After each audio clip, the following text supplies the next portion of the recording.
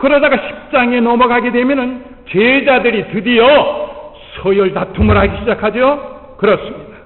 누가 예수님의 오른편에 앉을 것이고 왼편은 누가 차지할 것이냐, 이 자리 다툼, 서열 다툼으로 서로 tranh 논하고 있는 거예요. 그 제자들의 모습이었어요. 예수님을 정치적인 메시아로 생각하고 있었기 때문이죠. 그런데 죄송하지만은 저도 세상을 이렇게 좀 살아보니까 권력적으로는 권력에 대한, 이쪽으로는 이것이 그다지 유혹을 안 받을 것 같다. 나름대로 그렇게 생각을 해보았는데, 여러분, 오히려 제 주변 사람들을 이렇게 제가 살펴봅니다. 그리고 제 주변의 상황을 한번 이렇게 살펴봅니다. 가만히 관찰을 해보니까 이 권력에 대한 욕이 제가 생각했던 것보다도 훨씬 심각하다라고 하는 것을 저는 알게 됐어요. 권력에 대한 갈등이라고 하는 것이 정치인에게만 있는 것이 아닙니다. 여러분들 가정 속에도 이 권력 다툼이 자리 잡고 있어요. 학교 생활에서도 권력 다툼이 이게 있어요. 저는 권력의 맛을 어렸을 때부터 봤습니다. 무슨 말이냐 하면은, 제가 다니던 시골 국민학교 제가 딱 입학을 했어요. 1학년을 지나서 2학년인데 저희 반 학생 수가 그때 거의 한 60여 명 됐어요. 저희들이 다닐 때는. 그런데 거기에 이제 드디어 반장을 뽑고 부반장을 뽑았어요. 근데 감히 나는 반장과 부반장의 자격은 없어. 거기는 내가 감히 다가설 수 없지만은 나도 권력의 한 축을 잡게 됐는데 분단장이 된 거예요. 이 분단장은 뭐냐면은 한 몇 명을 이렇게 그룹을 모아가지고 그 분단에는 분단장이야. 그래서 무슨 특별한 활동이 있으면은 1분단, 2분단 그렇게. 제가 생각할 때 내가 4분단 분단장이 됐는데, 분단장이 야 우리 분단 저리로 모여 그러면은 우리 분단 한 서너 명이 나를 따라오는 거예요. 저리로 가자 그러면은 또 나를 따라오더라고요. 그래서 저는 이 권력의 맛을 국민학교 2학년 때부터 맛을 본 것 같아요.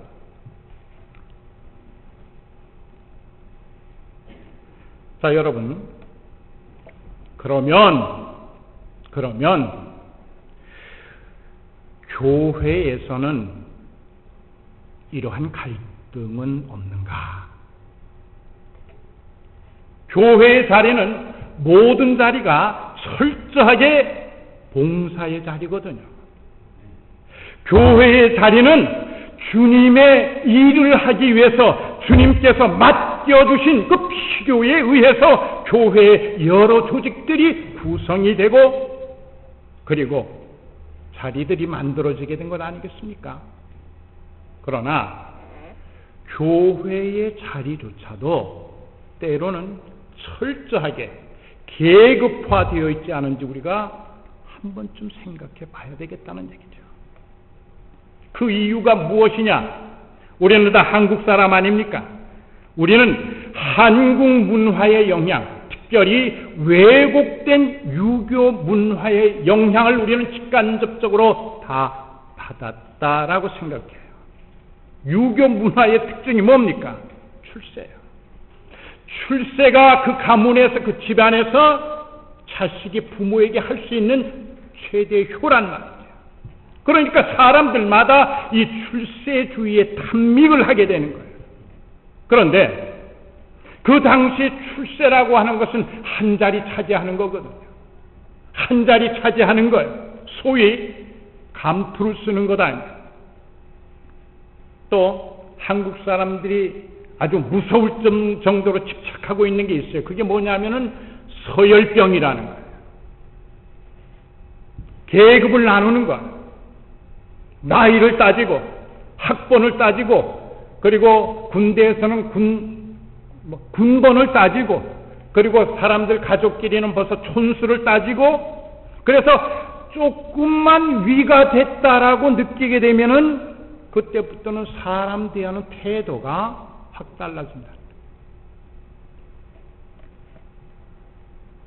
우리 싼남은 베델 교회가 아니라 저기 얼바에 있는 베델 교회가 있는 거기 손인식 목사님이 그러한 본인이 간증을 하더라고요. 한 번은 전화가 왔답니다. 전화가 왔는데 그 교회가 아주 큰 교회죠. 전화가 왔는데 아무개 목사님이시죠. 그 목사님하고 이렇게 이야기를 쭉 하다가 혹시 목사님 어느 고등학교 출신 아니시냐고. 제가 그 고등학교 나왔습니다. 목사님 몇 회시냐고. 제가 몇 회다고. 그랬더니 이 전화한 분이 이 손 목사님의 선배야. 딱 손 목사님보다 당신이 학교 선배라고 하는 것을 딱 알면서부터 말이 확 바뀌는 거야. 나 아무개야. 이러면서 이게 막 바뀌어지더라고 하는. 이게 우리 한국 사람들이 가지고 있는 서양 병이에요.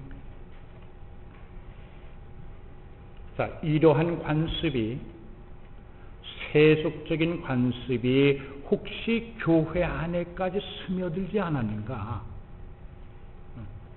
교회 안에도 있을 거예요. 그건 교회의 임원을 우리가 계급으로 이해해서는 안 됩니다. 교회의 임무는 철저하게 봉사하는 데 있거든요. 봉사하는 데 있습니다. 봉사직이. 그렇기 때문에 교회 안에도 우리 교회는 없는 것 같아요. 우리 교회는 제가 그걸 여기 와서 지내면서 정말 섬기는 그 일을 잘 하시지만은 없는 거로 내가 그렇게 보아요. 참 좋은 교회라고 생각을 합니다. 어쨌든 교회 속에 스며드는 그러한 의식이 있다라고 하면 그것을 우리가 겸손한 마음으로 극복을 하고 그리고 진지하게 섬기는 모습을 보여야 돼요. 섬기는 모습. 예수님이 그렇게 말씀하셨죠. 우리 마가복음 같이 한번 보실까요? 10장 43절로 45절. 자, 같이 읽겠습니다. 시작.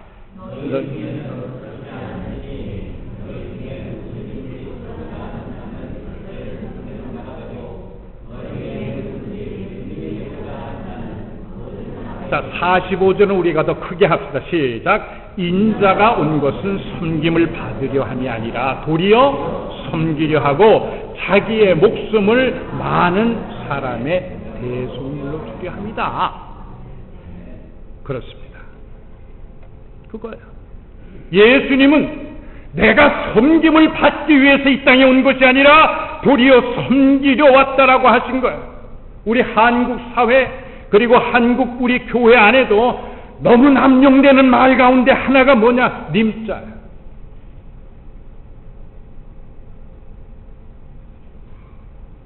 다 우리 님자 붙이잖아요. 직분 있는 분들은 직분을 대고 아무개님, 그리고 직분이 없는 분은 아무개야, 그렇게는 못하잖아요. 자매님, 또 형제님, 우리가 다 이렇게 님자를 다 붙이는 거예요. 님자를 붙이는데 님자를 너무 우리가 남용하다 보니까 우리의 직분은 분명히 섬기는 직분인데 사람들이 섬김을 받는 직분으로 착각할 때가 있다는 얘기죠.